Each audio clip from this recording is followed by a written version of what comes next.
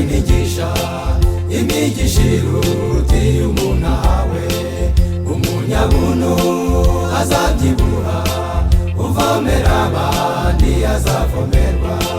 Nshuti dutange dufite kwizera kumva ku Mwami Yesu.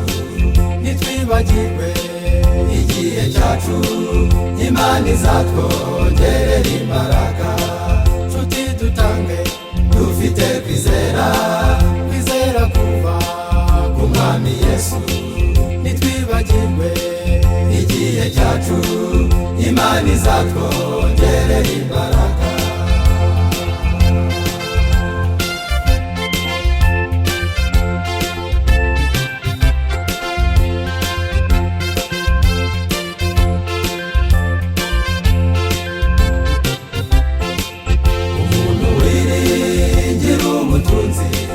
Bizamutera ubukene gusa, hahirwa umuntu utanga kwiragiza, kuko azarushaho kunguka. Nshuti dutange dufite kwizera kuva ku Mwami Yesu.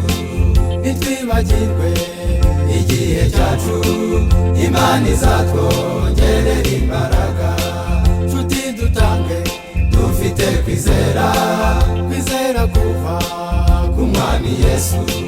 Nitwibagirwe igihe cyacu, Imana izatwongerera imbaraga.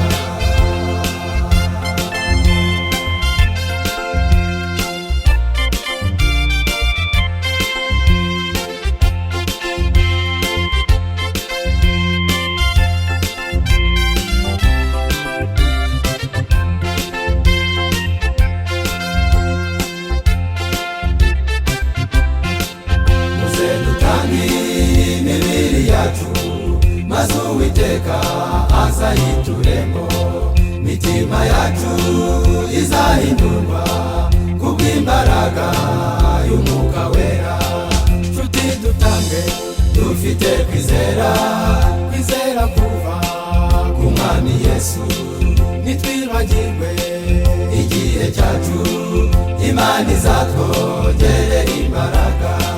Nshuti dutange dufite kwizera kuva ku Mwami Yesu. Nitwibagirwe igihe cyacu, Imana izatwongerera imbaraga. Nshuti dutange dufite kwizera kuva ku Mwami Yesu. Nitwibagirwe igihe cyacu, Imana izatwongerera imbaraga.